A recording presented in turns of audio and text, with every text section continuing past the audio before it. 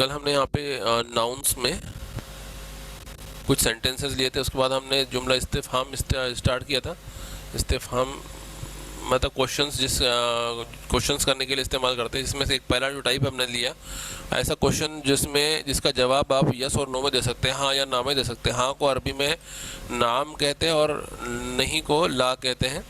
और इस तरह के जुमले जो है, इसमें इसको जुमला बनाने के लिए, मतलब इसको सेंटेंस बनाने के लिए हम क्या करते हैं, जुमला इस्मिया के शुरू में या तो हमज़ा लगाते हैं और या तो हल लगाते हैं। हमज़ा जो है, अब देखो ये हमज़ा के ऊपर में हमज़ा असल में इसकी जो पहचान है, अलिफ के ऊपर छोटा सा हमज़ा दिख रहा है, आपको दिख रहा है कि अलिफ के ऊपर छोटा हमज़ा,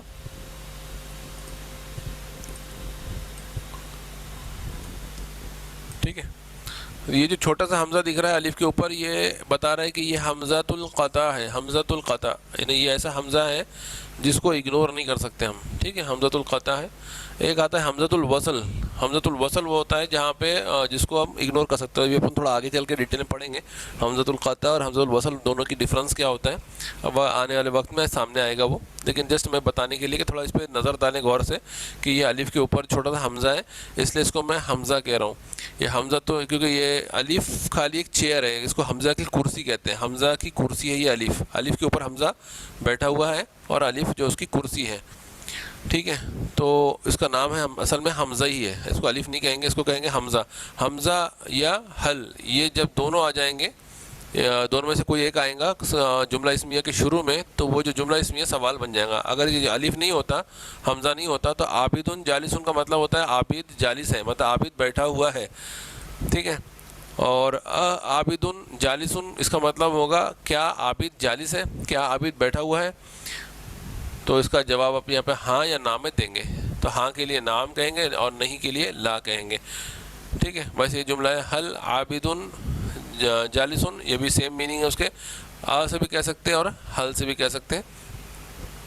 इन दोनों का ये जो है जुमला इस्मिया के जो शुरू में आता है मुब्तदा, मुब्तदा यहाँ पे हमने जो लिया है इसके अंदर अल नहीं है, ये क्योंकि खुद से ही मुब्तदा मारफा है, ये खुद ही से जो है मारिफा है, ठीक है। मुब्तदा जो है मारिफा होना ज़रूरी है। अगर नहीं है मारिफा तो हम उसको क्या लगाते हैं, अल लगाते हैं, ठीक है। अल कलम जो है ना, ये मेरे ख्याल से अकलाम बड़ा काफ होता है,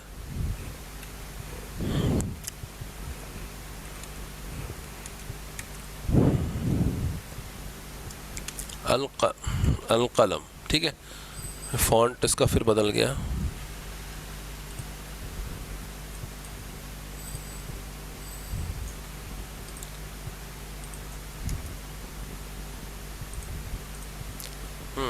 तो अल कलम जो है, अल कलम, ये कलम जो है इतना जो था ये था नकीरा। नकीरा मतलब जिसमें अल नहीं होता, और इसको हमने मारफा बनाने के लिए अल लगाया है, मारफा बिल लाम, इसको बोलते हैं मारफा बिल लाम। मारफा किया हमने लाम के ज़रिए, अल लगा के इसको मारफा बनाया। तो इस तरह के अगर कोई सेंटेंस को अगर हम सवाल बनाते हैं जिसमें अल आता है, देखो इसमें अल नहीं है अभी, ठीक है, यहाँ पे अल नहीं है, यहाँ पे अल नहीं है, लेकिन अगर इस तरह के सेंटेंस को मैं लेता कॉपी कर रहा हूँ, ये अल कलमु जदीदुन, कलम नया है। तो अगर मुझे पूछना है क्या कलम नया है, तो मैं क्या करूँगा, अल के पहले लगा दूँगा, या तो हमज़ा लगा दूँगा या तो हल लगा दूँगा। तो अगर मैं हमज़ा लगा दिया तो यहाँ पे एक तजवीद का रूल आ रहा है, अगर आप सुन रहे हैं तो सब, इसमें तजवीद का रूल यह है कि यहाँ पे दो हमज़ा इकट्ठा हो गए। एक हमज़ा जो है हमज़ातुल वसल है, एक हमज़ा हमज़ातुल क़ता है। हमज़ातुल वसल और हमज़ातुल क़ता जो है जब जमा हो जाए तो ये दो हमज़ा के इकट्ठा होने से यहाँ मद की आवाज़ बनती है। मद की आवाज़ बनेगी तो इसका इक्विवेलेंट जो होता है वो ऐसा होगा, यहाँ पे आपको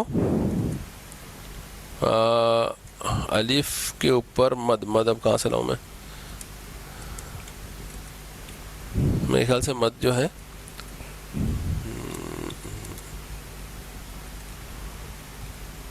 मद का मेरे पास है नहीं सिंबल, कहाँ तो ढूंढना पड़ेगा मेरे को।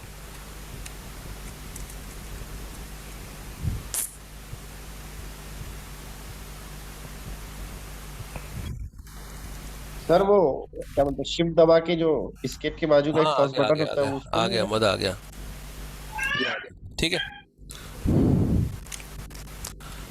अल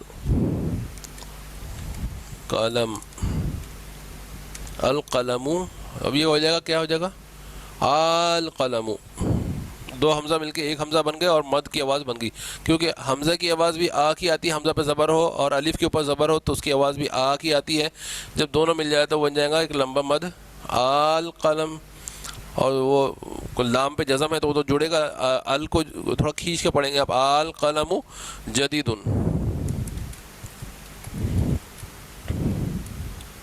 अल कलमु जदीदुन। तो ये रूल है तजवीद का। यहाँ पे दो हमज़ा इकट्ठा हो गए, मैं यहाँ लिख गया था नोट, दो हमज़ा मद बन जाते हैं, दो हमज़ा मिलके मद बन जाते हैं।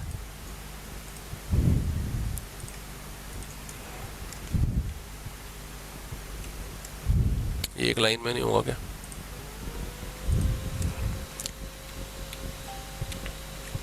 दो हमज़ा मिलके मद बन जाते हैं, ये 14 है।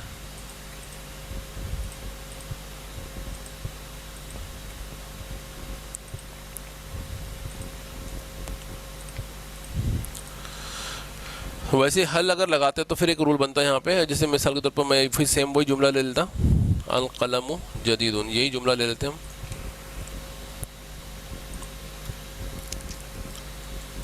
और इससे पहले इसको सवाल को बनाना है, तो सवाल बनाने के लिए मैं यहाँ पे इसमें हल लगा दूंगा स्टार्टिंग में।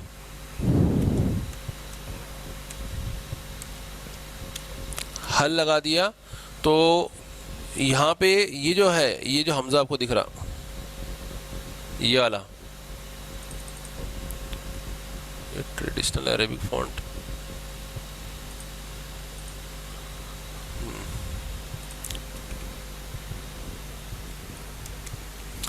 तो यहाँ पे जो हमज़ा है, ये हमज़ा इसका इस्तेमाल अगर हो रहा, मतलब इसके पहले अगर कुछ नहीं है तो इसको बोलेंगे अल कलम, लेकिन इसके पहले अगर कोई भी वर्ड आ जाए मुतहर्रिक, मुतहर्रिक मतलब जिसके ऊपर हरकत हो, ज़बर ज़ेर पेश, जैसे मिसाल के ऊपर वाव अगर आ गया ज़बर वाला, तो ऐसी हालत में हम इसको वल कलम पढ़ेंगे। वल कलम कुरान में सूरत है ना, वल कलम वमा यस्तुरून, तो वल कलम, तो यहाँ पे अलिफ को नहीं पढ़ते। तो हमज़ातुल वसल वो होता है जिसके पहले अगर कोई मुतहर्रिक हर्फ आ जाए, मतलब मुतहर्रिक हर्फ उसको कहते हैं जिसपे ज़ेर ज़बर पेश वाला अल्फ़ाबेट, ऐसा अल्फ़ाबेट जिसके ऊपर ज़ेर ज़बर पेश आ जाए, ऐसा हर्फ जिसके ऊपर ज़ेर ज़बर पेश आ जाए, यानी मुतहर्रिक हर्फ ऐसा अगर कोई आ जाए तो हमज़ातुल वसल को साइलेंट कर देते हैं, इसको साइलेंट कर देते हैं। ठीक है, अब जैसे साइलेंट करेंगे तो इसके, अब देखो ये वाव नहीं है, यहाँ पे हल है, तो हल भी आ गया, तो अब यहाँ पे हा है, और इधर इसके हल आने की वजह से ये होगा साइलेंट। साइलेंट जैसे हो गया तो यहाँ पे अब देखो, अब हल के सामने एक लाम ये है जज़म वाला और एक लाम ये है जज़म वाला, दो लाम है जज़म वाले। ठीक है, इधर ये लाम, ये लाम, तो अब ये हल जो है दोनों में से किसको जोड़ेगा? अब यहाँ पे दो लाम आने से, अलिफ लाम क्यों लगाते हैं शुरू में? अलिफ लाम शुरू में यहाँ पे इसके अंदर पूछ रहे क्या सोहेल? अलिफ लाम, सोहेल आप ये पूछ रहे कि ये अलिफ लाम क्यों लगाते हैं? यही क्वेश्चन है आपका, यस और नो? हाँ, ये अलिफ लाम इसलिए लगाते हैं क्योंकि ये जो है ये एक सेंटेंस है, ये सेंटेंस का ये पहला पार्ट है, पहला पार्ट को हम कहते हैं मुब्तदा, पहले पार्ट को हम कहते हैं मुब्तदा। सेंटेंस के अंदर पहला पार्ट जो होता है ये सेंटेंस है, सेंटेंस का जो पहला पार्ट है अल कुर्सी, ये मुब्तदा है, और दूसरा पार्ट क्या है? खबर है। और मुब्तदा हमेशा मारफा होता है, मारफा मतलब प्रॉपर नाउन होता है, और जो नाउन प्रॉपर नहीं है उसको हम प्रॉपर बनाने के लिए अल लगाते हैं। जो नाउन प्रॉपर नहीं है, जैसे कलम जो है प्रॉपर नहीं है, क्यों प्रॉपर नहीं है, क्यों नकीरा है वो? क्योंकि जैसे हम कहेंगे ना कलम, कलम, मैंने आज एक कलम लाया, अगर मैं कहूँ मैंने आज एक कलम लाया, तो आपके दिमाग में आएगा कौन सा कलम लाया, पता नहीं, आपके दिमाग में सवाल पैदा होगा, वो सवाल मतलब आपका दिल जो है आप जान नहीं पा रहे कि उसके कौन से कलम की बात चल रही है, तो इसलिए वो नकीरा है। अगर मैंने कहूँ मैं आज जो है आसिम से मिल के आया, तो आपको बताने की ज़रूरत नहीं पड़ेगी कि आसिम कौन है, क्योंकि आप मारिफा है, उसको बोलते हैं मारिफा, ऐसा नाम जो मारिफा हो जिसके बारे में पता है हमको। तो वैसे जो नकीरा होता है उसको लगा के हम मारिफा बनाते हैं, और सेंटेंस का जो पहला पार्ट होता है मुब्तदा, उसको मारिफा रखना ज़रूरी है, इसलिए उसको लगाते हैं। ठीक है, यानी नकीरा को लगा के मारिफा बनाते हैं ताकि वो मुब्तदा बन सके। और यहाँ पे जैसे हमने हल लगा दिए तो ये अलिफ साइलेंट हो गया, साइलेंट होने की वजह से यहाँ पे दो जज़म आ गए, और जज़म को अरबी में साकिन कहते हैं। ठीक है। जज़म को सुकून कहते हैं, और जिस पे जज़म आ जाए उसको साकिन कहते हैं। जैसे लाम के ऊपर जज़म आ गया उसको साकिन कहते हैं। मैं यहाँ पे नीचे लिख देता हूँ।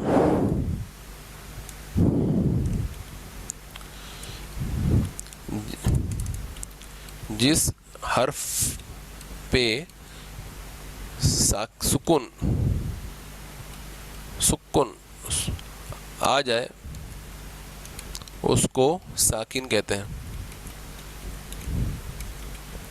दूसरा पॉइंट, जब दो साकिन इकट्ठा हो जाए, जमा हो जाए, तो इस हालत को कहते हैं, दो उसके लफ्ज़ हैं अरबी में, दो लफ्ज़ हैं, दोनों को बता देता हूँ मैं आपको। एक है जमउ साकिनैन और एक है इल्तिकाउ साकिनैन। तो यहाँ पे मैं लिख रहा हूँ, इसको कहते हैं जमउ साकिनैन, जमउ साकिनैन। ठीक है, आप दूसरा नाम नहीं भी याद करें, एक ही याद करें तो काफ़ी है, जमउ साकिनैन। दूसरा है इल्तिकाउ साकिनैन भी कह सकते हैं उसको, अगर आप बोले तो मैं वो भी लिख देता।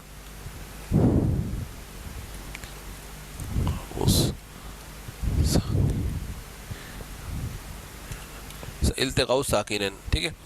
जमउ साकिनैन मतलब साकिनैन यानी दो साकिन जमा हो गए यहाँ पे, या इल्तिका उनका मुलाकात हो गई। ठीक है, इल्तिकाउ साकिनैन। जब ये आते हैं तो यहाँ पे एक छोटा सा नून पैदा हो जाता है। नहीं, यहाँ पे नहीं, वो नहीं, वो कायदा नहीं। यहाँ पे क्या होगा, पहला वाले साकिन को जज़म ज़ेर देते हैं। इसमें क्या करते हैं, ऐसी हालत में यहाँ पे पहले साकिन को ज़ेर यानी कसरा देते हैं, पहले साकिन को कसरा देते हैं। अगर ऐसी हालत हो जाए तो यहाँ पे क्या करते हैं, पहले साकिन को यानी ये वाले साकिन को हम जो है कसरा देंगे, ये वाले साकिन को हम क्या करेंगे, इसको कसरा दे देंगे।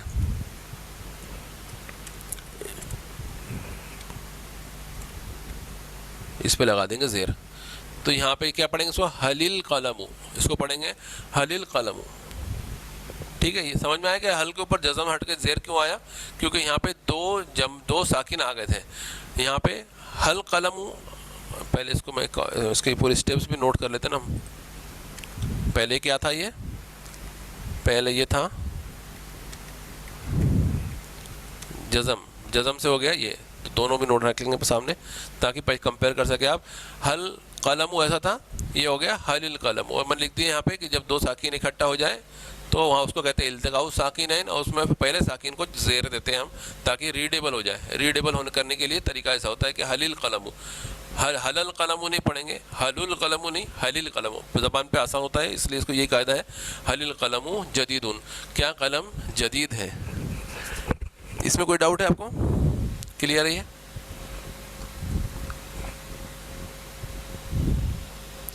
चैट कहाँ चला गया? Yes sir, all good.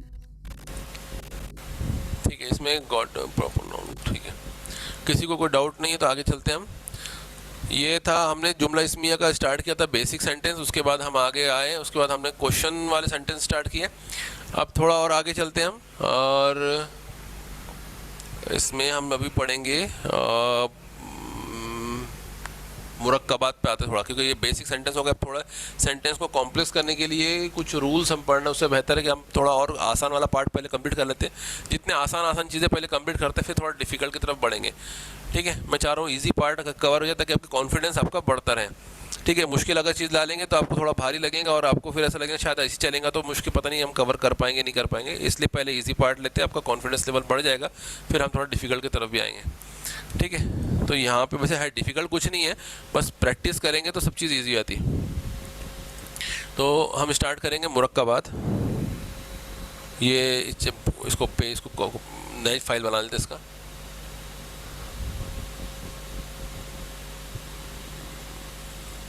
कैसा करते हैं, नया फाइल बना, इसमें से ऊपर का पार्ट हटा देते हैं। इतना पार्ट डिलीट कर लेते हैं। ठीक है, ये फाइल पूरी तरीके से हम बना देंगे इस्तिफ़हाम के लिए, क्योंकि नई फाइल पुरानी फाइल के अंदर है वो ऊपर का पार्ट। यहाँ जुमला इस्तिफ़हाम के लिए एक फ़ाइल कंप्लीट हो गई है, और इसके बाद मुरक्कबात के लिए हम एक नई फाइल बना लेते हैं।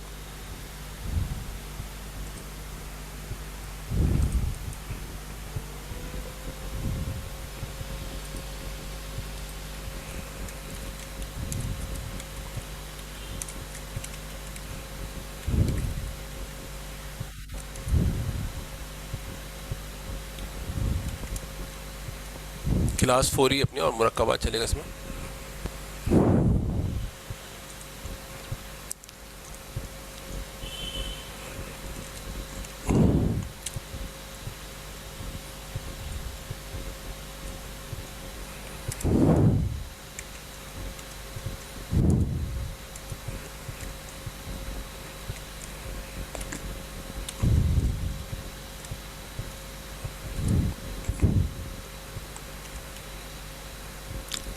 मुरक्कबात मतलब होता है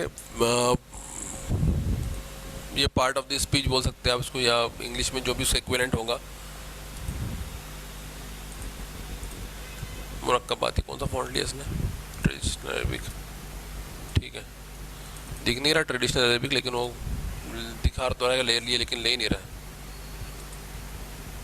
टाइम्स न्यू रोमन।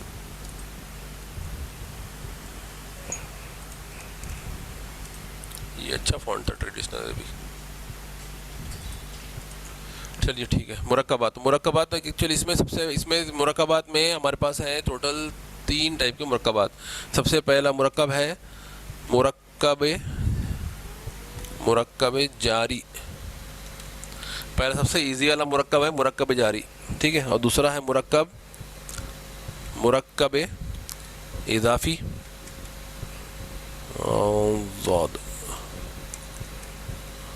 ज़ौद कहाँ से आएगा अब ये?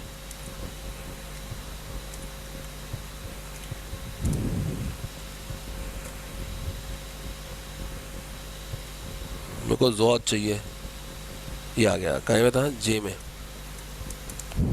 मुरक्कब इजाफी। और तीसरा मुरक्कब है हमारे पास, वो है मुरक्कब, किसी को पता है?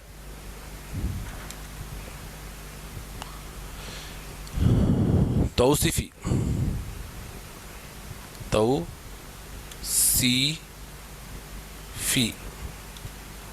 मुरक्कब तौसीफ़ी, ठीक है। पहला मुरक्कब है मुरक्कब जारी, दूसरा मुरक्कब है मुरक्कब इजाफी, तीसरा है मुरक्कब तौसीफ़ी, ठीक है। मुरक्कब तौसीफ़ी, मुरक्कब जारी जो है ये नाम डिफ़िकल्ट नहीं है, इसमें ये इसको मुरक्कब जारी इसलिए कहते हैं क्योंकि इसके अंदर हर्फ जर आता है, पार्टिकल आ जाता है।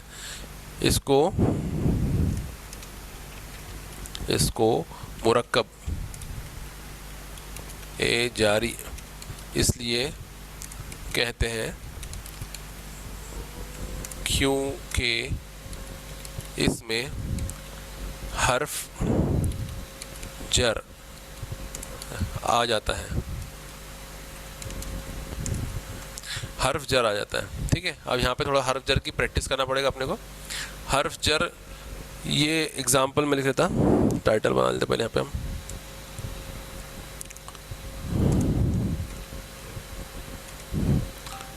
हुरूफ, हर्फ की जमा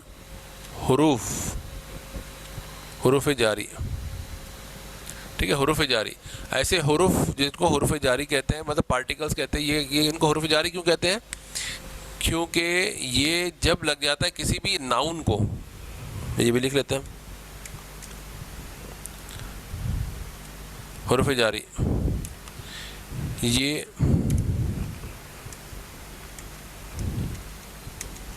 ये वो हुरूफ है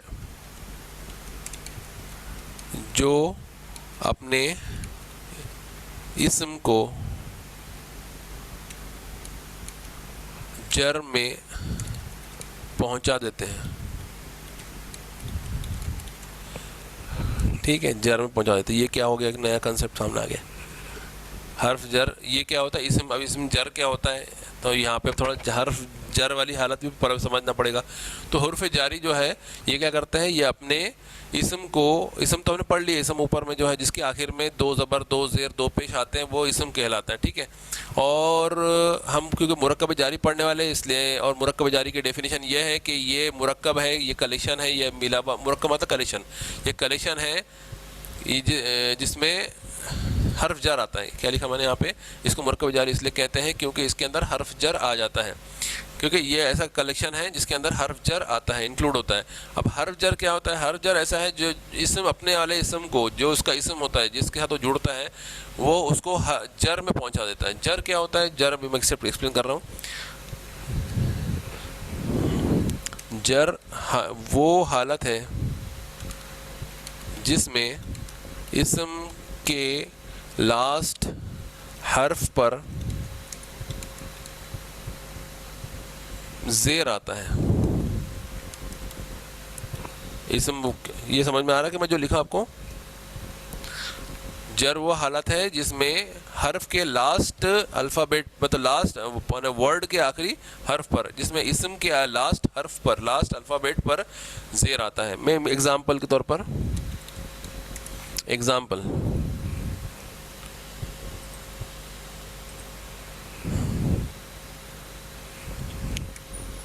जैसे मुस्लिम लिखता मैं यहाँ पे,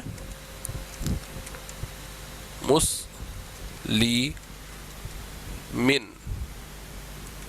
मुस्लिमिन। अब ये है, ये इसम जो है इसके आखिरी अल्फ़ाबेट के ऊपर ज़ेर आ गया, इसके आखिरी मीम के ऊपर जो है दो ज़ेर आ गए, ठीक है, ज़ेर वाली हालत आ गई।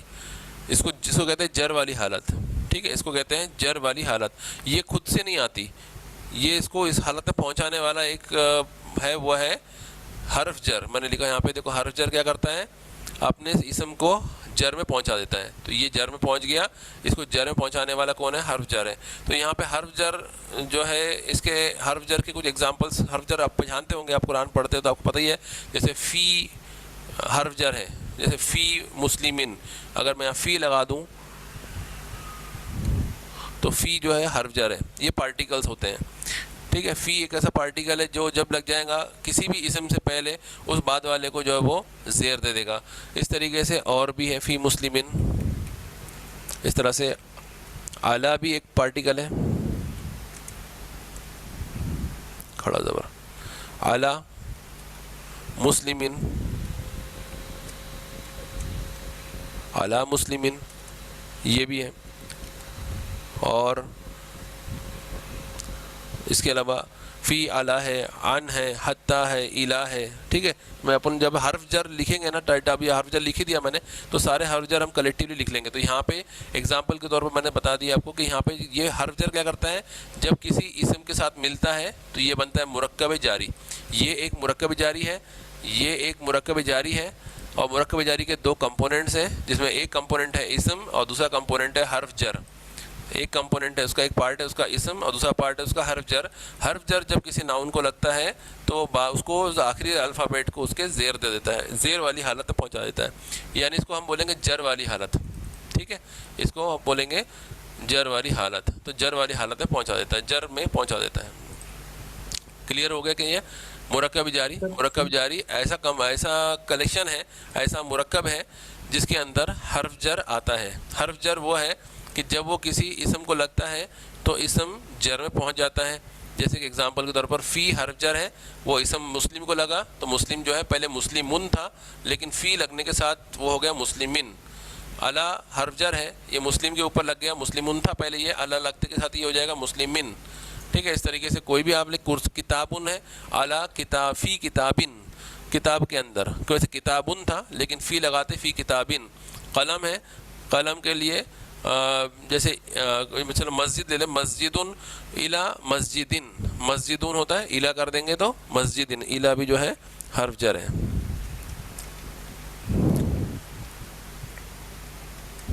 सर सी और अला का मतलब क्या होगा? क्या बोल रहे हैं, बोलो। सी और अला का मतलब क्या होगा? आपकी आवाज़ बहुत कम आ रही है। फ़ी और अला का मतलब क्या होगा? फ़ी, अच्छा मीनिंग ना, फ़ी का मानी जो है अभी वक्ती तौर पे भी जो है फ़ी के मानी समझ लो में, ठीक है, में के मानी में ले लो उसको, अला के मानी जो है पर के मानी में ले लो। लेकिन असल में क्या होता है ना, ये हर्फ जर इसके मानी जो है तब मालूम पड़ते जब ये हम किससे जोड़ रहे हैं, उसके मानी उसके हिसाब से बदलते जाते हैं। जैसे यहाँ पे अला मुस्लिमिन अगर ये लेंगे ना तो इसके मानी जो है थोड़े से टफ हो जाएंगे। यहाँ पे मुस्लिम के ऊपर वाजिब है, इसका मानी हो जाएंगे अला मुस्लिमिन, मतलब मुस्लिम के ऊपर वाजिब है। अब अला जो है मुस्लिम पे लग गया, मुस्लिम इंसान है और इंसान जो है अल्लाह का फरमादार है, तो ये अला मुस्लिमिन के मानी हो जाएंगे मुस्लिम के ऊपर ज़रूरी है, वाजिब है। जैसे कुरान में वलिल्लाहि अलन नासी, मैं आयत लिख लेते हैं यहाँ पे,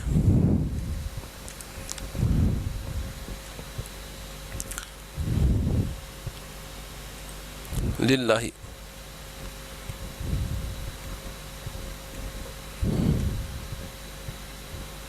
लिल्लाहि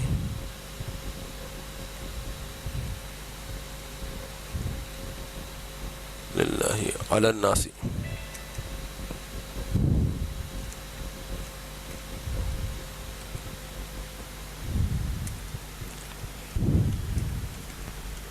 ये है तो लिल्लाही अलन नासी। यहाँ पे लिल्लाही में अल्लाह के नाम के साथ में ली लग गया, ली हर्फ जर है, ठीक है।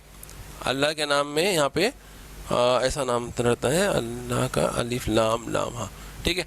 लाम ज़ेर ली लगने से क्या होगा, यहाँ पे पहले से कितने लाम है, देखो एक लाम ये है और तस्दीद की वजह से 2 लाम और है, 3 लाम तो यहाँ पहले से है, 1 लाम और लगा दिए तो पढ़ने में जब मुश्किल होने का डर रहता है, इसलिए क्या करते हैं इसको हम इस तरह से जोड़ के कर देते हैं। इसमें एक लाम जो है साइलेंट हो जाता और उसको लिखने से भी हम बचा लेते हैं, और लिखे ताकि लिखने में आसानी हो, पढ़ने में आसानी हो जाए, इसलिए उसमें से एक लाम को हमने छुपा दिया। जैसे 2 लाम रहते तो हम तशदीद लगाते और 1 लाम लिखते, ऊपर तशदीद बताते कि यहाँ पे 2 लाम थे, तो वैसे यहाँ पे 3 लाम थे और 1 लाम और एक्स्ट्रा लगने की वजह से 4 हो गए थे, तो 1 लाम को उसमें छुपा दिया और पढ़ने में भी छुपा दिया, लिखने में छुपा दिया, आसानी से लिखना में आसान हो जाए, पढ़ना भी आसान हो जाए इसलिए। तो लिल्लाही में लाम ज़ेर ली हर्फ जर है, इस वजह से आप देखो कि आखिरी हर्फ के ऊपर ज़ेर आया है। आखिरी हर्फ पर ज़ेर आने की वजह क्या है, ये लाम ज़ेर ली हर्फ जर है, ठीक है। और अला हर्फ जर है और नास इंसान को कहते हैं, नास के ऊपर सीन के ऊपर ज़ेर आ गया, उसकी वजह क्या है, इसके पहले हर्फ जर आ गया। तो ये लिल्लाही अलन नास मतलब ये अल्लाह का हक है, बंदों के ऊपर वाजिब है, ये हज के लिए आया लिल्लाही अलन नास हिज्जुल बैति मन इस्तता इलैहि सबीला, कुरान की आयत है, ठीक है। तो यहाँ पे जो है लिल्लाही अल्लाह का हक है। अब ये लिल्लाही अल्लाह के लिए, अब लाम ज़ेर ली के माने के लिए करते हैं, लेकिन जब वो अब मैं बताना ये मकसद है कि लाम ज़ेर ली या फ़ी है या अला है या इला है या हत्ता है या वाव ज़ेर वी वाव है, वाव ज़बर, वाव भी जो है कसमिया के लिए आता है, तो वो भी ज़र हर्फ जर बनता है। इस तरीके से जितने भी हर्फ जर हैं इनकी मीनिंग तभी क्लियर होंगे कि वो किसके साथ मिल रहा, ठीक है। अगर सेंटेंस में जब तक आप उसको मीनिंग देखेंगे नहीं किसके साथ मिल रहा, तब तक उसके मानी आप बता नहीं पाएंगे, ठीक है। मिसाल के तौर पर मैं आपको अगर आप बोले तो डिक्शनरी ओपन करके मैं आपको दिखा सकता। डिक्शनरी के अंदर जो है जैसे कोई भी आप नाउन ले लो, सर्च करेंगे ना, तो वो कौन से अल्फ़ाबेट के साथ, कौन से हर्फ के साथ मिलकर उससे क्या मीनिंग बन रहे हैं, डिक्शनरी के अंदर ऐसा आपको वेरिएशन दिखेंगे। यानी कोई भी एक हम डिक्शनरी में फॉर मुस्लिम अगर सर्च करेंगे हम, तो मुस्लिम के साथ में अल्फ़ाबेट यानी हर्फ पार्टिकल फ़ी के साथ क्या मानी बनेंगे, अला के साथ क्या मानी बनेंगे, ली के साथ क्या मानी बनेंगे, ठीक है। अलग अलग मीनिंग बनते हैं इसके इसलिए हम इसको रटना नहीं है, क्योंकि जिसने भी रट लिया वो गलत ट्रांसलेशन करता है, ध्यान रखना इसका। एक बार मेरे से भी ऐसी गलती हो गई थी, मैं एक दफ़ा एक अरब के लोगों के साथ थोड़ा सा बैठना हो गया मेरा, और इत्तेफाक से उस वक्त मैं अरबी मेरे को आती नहीं, आज से करीब 8 या 9 बहुत पुरानी बात है, ये 10 साल होते आ रहे होंगे, 9-10 साल हो रहे होंगे, इतनी पुरानी बात है। और उस वक्त मेरे मुंह से गलती से निकल गया था, क्या निकल गया था, दीन मिनत दीन करके कुछ निकल गया था। तो वो अरब वो उठ के चले गया अरब। बाद में मैंने वहाँ एक आलिम से पूछा तो बोले मिनत दीन नहीं बल्कि बिद दीन बोलना पड़ेगा आपको। अब बाज़ेर भी हर्फ जर है, तो यहाँ पे कौन सा वर्ड लगाएंगे, अपने को क्या बोलना है, उसके लिए हमको कौन सा हर्फ लगाना पड़ेगा, ये हमको सोचना पड़ेगा। और वो कहाँ से मालूम पड़ेगा, हमको रटना नहीं है, हमको डिक्शनरी देखना है। डिक्शनरी में हर चीज़ क्लियरली लिखी होती है कि मुस्लिम के साथ जो है जब फ़ी लगेगा तो उसके मानी क्या बनते हैं। तो सिंपल नाउन को याद नहीं करना, नाउन के साथ में ये इसको कहते हैं सिला। ये इसका सिला है, सिला के साथ जोड़ेंगे उसकी मीनिंग क्लियर अलग होते हैं, ठीक है। तो आज हमारा जो कंटेंट था पढ़ने का वो ये था कि एक तो हमने वो सेंटेंस जो है क्वेश्चन के वाले से इंटरोगेशन हमने पढ़ा है, और उसके अंदर मैंने 2 तजवीद के रूल बताया आपको। एक तो हमज़ा 2 जमा हो जाए तो मद बनता है, और हल जब लगाते हैं और उसके सामने फिर अल भी हो, हल और अल हो तो वह हलील हो जाता है, ठीक है। ये 2 कायदे हमने पढ़े वहाँ पे, इल्तिका साकिन इनका भी पढ़े। और उसके बाद मुरक्कबात के अंदर 3 टाइप के मुरक्कब होते हैं, मुरक्कब जारी के बाद है मुरक्कब तौसीफ़ी, फिर मुरक्कब इजाफ़ी, मुरक्कब तौसीफ़ी, ठीक है। ये तीनों हमको पढ़ना है मुरक्कबात। ये मुरक्कबात हो जाएंगे तो फिर हम आएंगे वापस जुमला इस्मिया की तरफ, और जुमला इस्मिया के अंदर इन मुरक्कबात को डालकर जुमला इस्मिया को कॉम्प्लेक्स बनाएंगे, और थोड़ा कॉम्प्लेक्स जुमला इस्मिया हम पढ़ेंगे। अभी सिंपल वाला पढ़ा है हमने, और उसमें एक कंपोनेंट है मुरक्कबात, वो मुरक्कबात हमको पहले डिटेल में पढ़ेंगे, उसके बाद फिर मुरक्कब का यूज़ करते हुए हम फिर से जुमला बनाएंगे, ठीक है। तो तब तक आपको थोड़ा सा जुमला इस्मिया को हमने पॉज कर दिया है। उसके बाद हम मुरक्कबात की तरफ आए। मुरक्कब जारी बहुत सबसे सिंपल मुरक्कब, तीनों में से सबसे आसान वाला मुरक्कब है मुरक्कब जारी, जिसके 2 ही पार्ट है। पहला पार्ट उसका है हर्फ जर, और दूसरा पार्ट है इसम जो कि जर की हालत में पहुंच गया, ठीक है। इसके 2 कंपोनेंट्स होते हैं, मैं यहाँ पे लिखता हूँ एग्जाम्पल के बाद।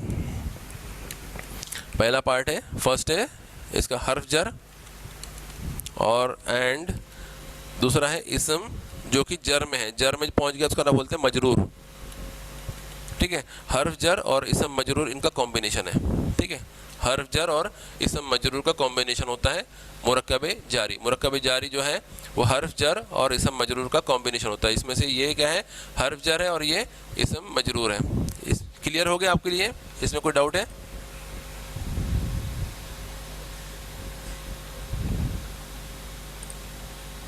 यस और नो बोलते जाओ। क्लियर हो गया ये?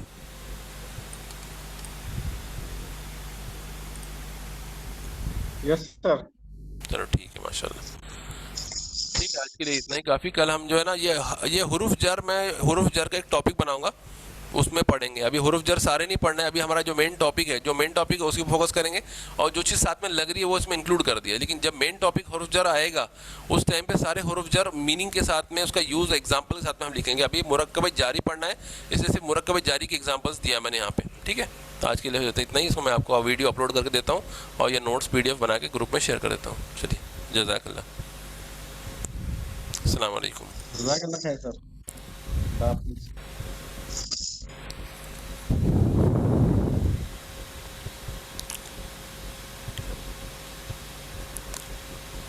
माज, आपको कुछ पूछना है? माज, आपको कुछ डाउट है? आप माइक में बोलो, पहले माइक अनम्यूट करो, माइक को खोलो आपका क्लिक करके। माज, आपका माइक, हाँ आप बोलो जोर। जी सर, आवाज़ आ रही है आपको? हाँ आ रही है, बोलो। सर, कल का पार्ट हमारा रह गया था, तो बहुत 9:37 को हम ज्वाइन हुए, और फिर वो पूरा म्यूट चला, हमें पता नहीं चला, तो आवाज़ भी खुली नहीं थी उसमें, तो पूरा कल का पार्ट ऐसे ही चला गया। तो कल का तो समझा नहीं हमें, और आज का भी उससे कुछ थोड़ा बहुत रिलेटेड था पिछले से, तो अच्छा, समझ में नहीं आया सर फिर।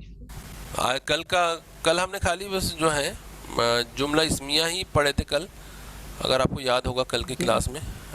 क्लास 2 था कल का अपना, कि क्लास 3 था अपना? सर क्लास 3 था ना। एक मिनट, मैं थोड़ा सा फास्ट रिवीजन कर देता हूँ।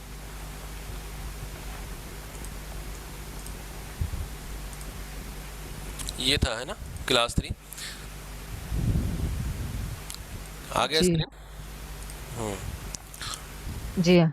तो ये जो है इसम जो है जिसके आखिरी हर्फ पे जो है इसकी इसम की पहचान ये होती है कि उसके आखिरी अल्फ़ाबेट के ऊपर, आखिरी हर्फ के ऊपर तनवीन होता है। तनवीन का मतलब होता है 2 पेश या 2 ज़बर या 2 ज़ेर होता है, ये उसकी पहचान है, ठीक है। हमने यहाँ पे कलेक्शन ऑफ नाउन खूब सारे लिख के रखे हुए हैं प्रैक्टिस करने के लिए।